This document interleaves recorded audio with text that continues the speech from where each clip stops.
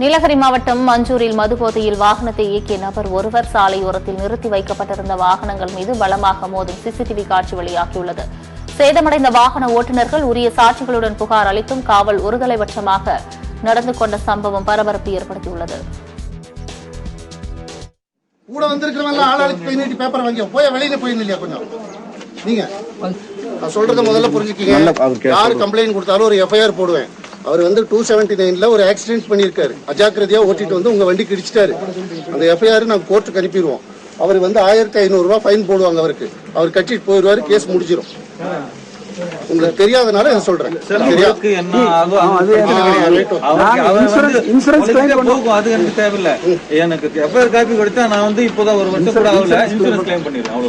நீங்க என்ன படிச்சிருக்கீங்க? ஏதோ இன்சூரன்ஸ் கிளைம் பண்ணோம். வாய்ப்பில்லை. நாங்க இப்படிதான் பண்ண போறோம்னு சொன்னா நான் அதுக்கு சொல்லுவேன். உங்க இஷ்டத்துக்கு எழுதுனா பண்ண முடியாது சார். அதெல்லாம் ஒண்ணு இல்ல. நான் இன்சூரன்ஸ் தர மாட்டேன். எங்களுக்கு ஏதோ இன்சூரன்ஸ் கிளைம் பண்ற மாதிரி ஒன்னு போட்டு கொடுங்க. இடிச்சதுக்கு நான் இன்சூரன்ஸ் தர முடியாது சார். அதுக்கு தகுந்த மாதிரி ஒன்னு பண்ணுங்க. நீங்க வேற மாதிரி எழுதணும். சொல்லுங்க. அது இப்ப சொல்லி பிரயோஜனம் இல்ல. அதுக்கு எஸ்ஐ தான் வரணும். அவன் இடிச்சான்னா நான் சிஎஸ்ஆர் கொடுக்க முடியாது. இன்சூரன்ஸ் கம்பெனிக்காரன் நாளைக்கு என்ன பிடிச்சிருவான்? புரியுதா? நீங்க எதாச்சியா போனேன், திடீர்னு ஒரு மாடு வந்துச்சு, நாய் வந்துச்சு, அது மேல மோதாம இருக்கு, ரைட்டு திருப்பினேன், போய் அங்கே மோதிட்டேன், அதனால ரைட் சைடு அடிபடிச்சு, லெஃப்ட் சைடு அடிபடிச்சு, இப்படிதான் நாங்க இன்சூரன்ஸ் கொடுப்போம். இல்லைன்னா இன்சூரன்ஸ் கம்பெனிக்காரன் ஏத்துக்க மாட்டான்.